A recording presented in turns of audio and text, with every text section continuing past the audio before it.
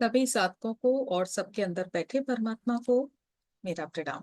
मैं आराधना अरोड़ा अपने channel Aradhana Arora the unique प्राणा में आपका स्वागत करती हूँ और आपके साथ शेयर करूंगी पातंजलि योग सूत्र। मुझे लगता है कि जो भी साधना में आगे बढ़ना चाहते हैं, ध्यान करते हैं, भक्ति करते हैं, उन्हें ये पातंजलि योग सूत्र सुनना ही चाहिए।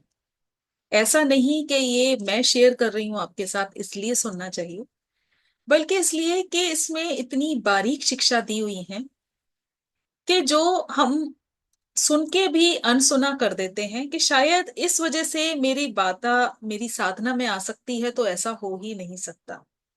लेकिन यहाँ ऋषि पातंजलि ने हमारे अंदर की ही यात्रा हमें दिखाई है कि कैसे छोटे छोटे चीजें हमारी साधना में बाधा लेकर आती हैं, जिसे हम अवॉइड करते रहते हैं, इग्नोर करते हैं, और वो साधना जो हमें आगे बढ़ा सकती है।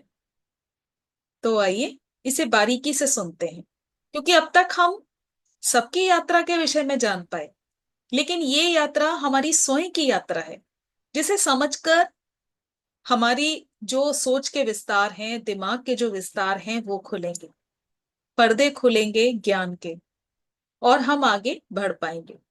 तो आइए इसे सुनते हैं, अच्छे से समझते हैं।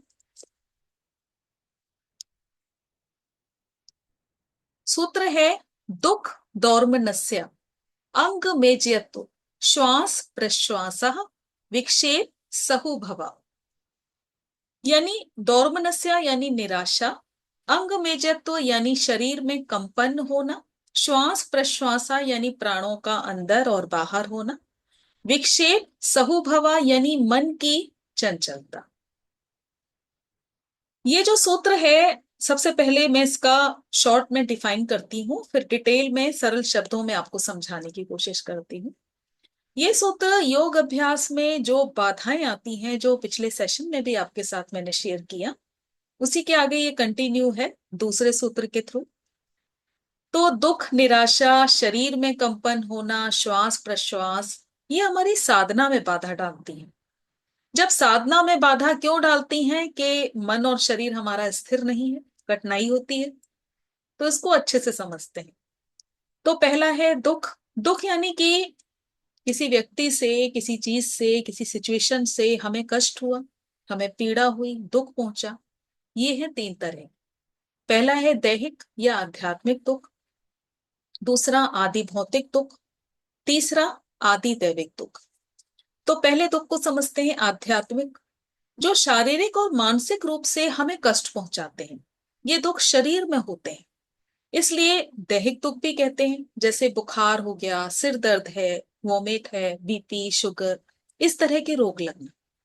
तो अगर ये रोग है तो मानसिक चिंता भी रहेगी, तनाव रहेगा, अनिद्रा, रात को नींद ना आना, करवटें बदलते रहना, बेचैनी रहना।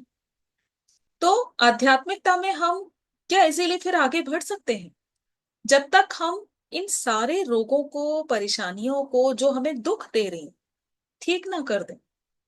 तो यहाँ इसको बहुत अच्छी तरह से आपको समझना पड़ेगा कि सबसे पहले आप ये चेक करें कि क्या आपका शरीर पूरी तरह से स्वस्थ है, क्या कोई भी रोग शरीर को नहीं लगा। अगर नहीं है तो बहुत अच्छी बात है, लेकिन अगर कोई भी तनाव है, चिंता है या कोई रोग है, तो आप उसके प्रति सचेत हो जाएं और पूरी कोशिश करें कि उसको रूट से कट करने की। तो अब यहाँ बहुत जरूरी है कि अपना जो भोजन है वो हेल्दी लें। जो इसका जो निष्कर्ष निकला, जो मुझे समझ में आया, कि आप खाना हेल्दी लें, और जिस फूड से आपको परेशानी है उस फूड को पूरी तरह से छोड़ें। और बढ़ती उम्र में जितना आप कम आहार लेंगे, उतना आपके स्वास्थ्य के लिए अच्छा ही होगा।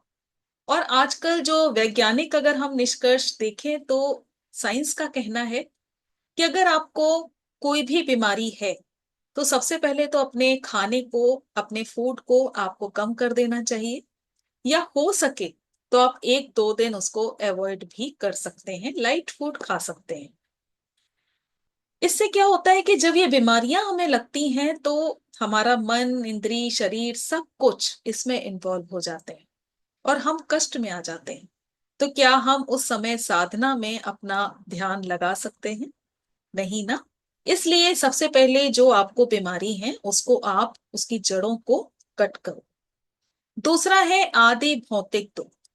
वे दुख जो भौतिक सुख लेने से प्राप्त दुख है, जैसे पशु पक्षी मच्छर जीवों से होने वाली पीड़ा, या बिजली के उपकरण से मिले दुख, सड़क दुर्घटना, पत्थर से टकराना, बिजली का करंट, इनसे मिलने वाली पीड़ा, ऐसे दुखों को आदि भौतिक दुख भी कहते हैं। अब जैसे आपको करंट लगा या सड़क दुर्घटना या पत्थर से टकराना, तो यहां मेरा निष्कर्ष है कि जितना आप अपने प्रति अवेयर रहेंगे उतना ये जो भी एक्सीडेंट्स हैं इनके चांस कम रहते हैं या रहते ही नहीं है।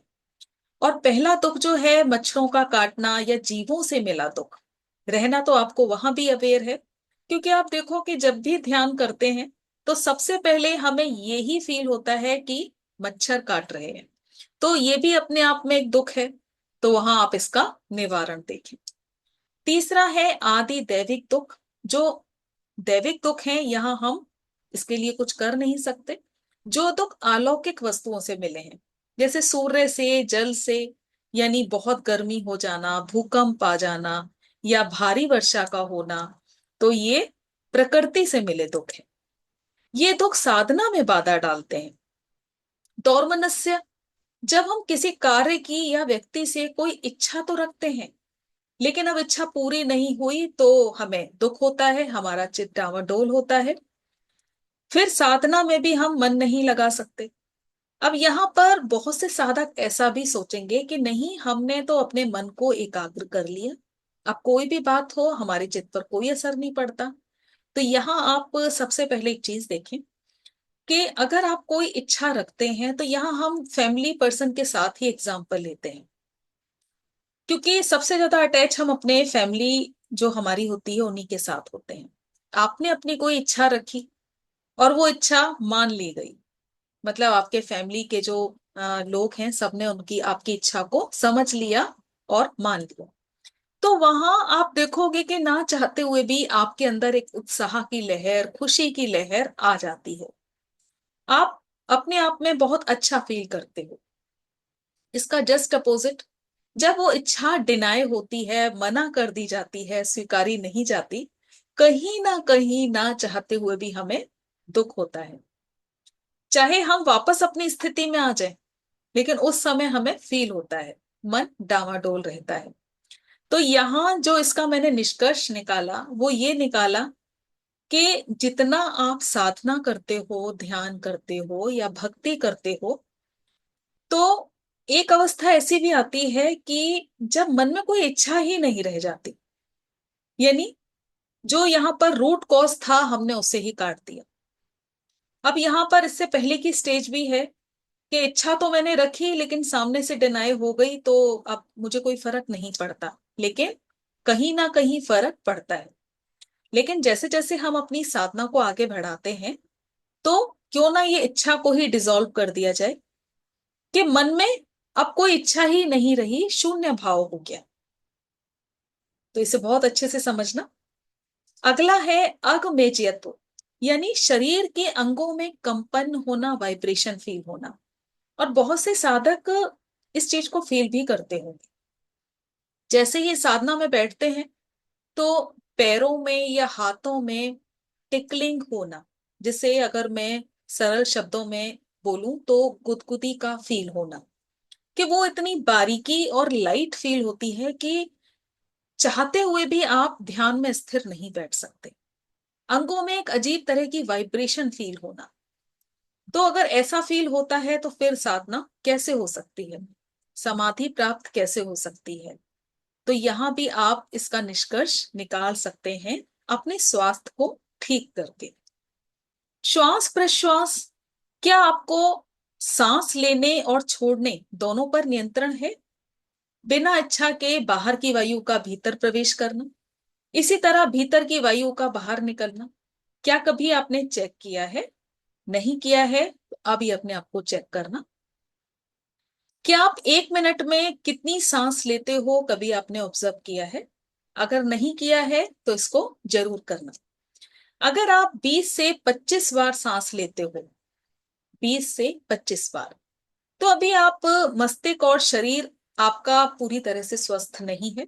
घबराहट रहती है, मानसिक परेशानी है, कोई चिंता है या शरीर से रिलेटेड कोई प्रॉब्लम है, तो आप इसको अच्छे से चेक करना।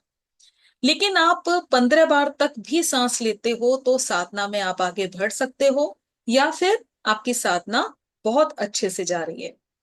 तो ये 5 तरह के दुख जो होते हैं वो हमारे चित्त में रहते हैं।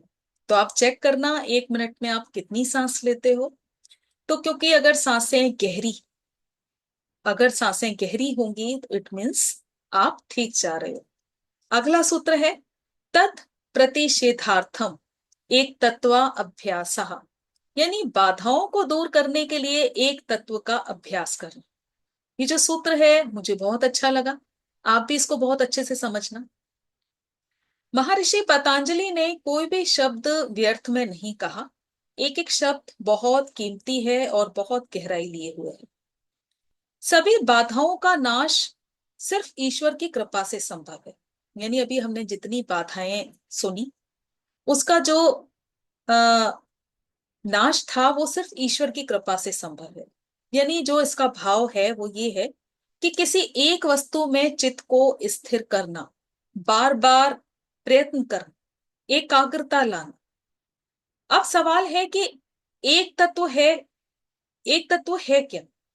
भावना से ओंकार का जप करना, निरंतर अखंडित प्रयास साधक को एकाग्रता देता है, मन स्थिर होता है और विघ्नों का नाश होता है। तो हम इस बात को बहुत अच्छी तरह से समझते हैं कि जैसे कि हम साधना करते हैं, ध्यान करते हैं, तो ध्यान में हमारा चित्त नहीं लगता, बहुत सारे विचार आते हैं, मन भटकता रहता है। लेकिन बहुत से साधक भक्ति योग से आगे बढ़े हैं और ध्यान मार्ग में आए हैं। तो आपने ये भी नोटिस किया होगा कि जब हम भक्ति करते हैं, यहाँ मैं मूर्ति पूजा के बारे में नहीं आपसे डिस्कस कर रही। यहाँ मैं डिस्कस आपसे कर रही हूं कि जब आप मंत्र जाप करते हैं या भजन गाते हैं, तो आपने ये नोटिस किया होगा कि हम कितनी तन मन से भक्ति में लीन होकर प्रेम के साथ वो करते हैं। चाहे जप हो, कोई भी जप हो सकता है, गायत्री मंत्र हो सकता है, ओम नमः शिवाय हो सकता है, ओम का उच्चारण हो सकता है। तो यहाँ पर जो ऋषि पतंजलि वो कह रहे हैं, वो ये कह रहे हैं कि अगर आप साधना में आपको कोई डिफिकल्टी आती है, या फिर जो इतने सारे रोगों का जो उन्होंने अभी जिक्र किया, तो ऐसे समय पर आप, जरूरी नहीं है कि आप ध्यान में हैं तो आप ये सोचें कि अगर मैं भक्ति मार्ग में आ गया या भक्ति मार्ग में आ गई तो शायद मेरा जो स्थान है वो नीचे हो जाएगा। ऐसा आप बिल्कुल भी ना सोचें, क्योंकि यहाँ एकत्व का बोध आपको अपने अंदर लाना है। यानी द्वैत से अद्वैत स्टेज पर आना है। क्योंकि अगर जो साधना में आगे बढ़ गया तो इतना वो अपने अंदर विवेक रखता है, बुद्धिमानी रखता है कि अब वो अद्वैत स्थिति में है। यानी कोई भी मार्ग हो उसके लिए सारे मार्ग एक जैसे हैं। तो अगर आप ध्यान में आप अपना मन नहीं एकत्र कर पा रहे, तो आप भक्ति भाव में किसी मंत्र का उच्चारण कर सकते हैं प्रेम के साथ। आपने देखा होगा कि जब भी आप ध्यान में बैठते हैं तो मंत्र का उच्चारण करते करते अचानक मंत्र वहीं छूट जाता है और आप ध्यान में प्रवेश कर जाते हैं। तो यहाँ पर जो कहने का मोटिव है वो यही है कि आप, यहाँ पर उन्होंने एग्जाम्पल दिया ओम मंत्र का, आप चाहें तो उसकी जगह कोई भी आप मंत्र ले सकते हैं जो आपको प्रिय हो। आप उस मंत्र की साधना पूरी तरह से आ, निष्ठा से समर्पण करके उसका उच्चारण करें, और आप देखेंगे कि धीरे धीरे आपका मन उसमें पूरी तरह से एकाग्र होगा, लगने लगेगा, और कब ध्यान की स्थिति आ जाएगी। साथ ही जो भी परेशानी आपके साथ चल रही है, आपके साथ चिंता है, डिप्रेशन है, कोई भी परेशानी है, दुख है, उसका भी निवारण होगा। क्योंकि आपके अंदर उतनी शक्ति आ जाएगी कि आप उस परेशानी का सामना बहुत अच्छे से कर पाएंगे। तो मुझे पूरी उम्मीद है आप जो मैं कहना चाहती हूँ उस मोटिव को आप जरूर समझे होंगे। आज के लिए इतना ही। बहुत बहुत धन्यवाद आपका।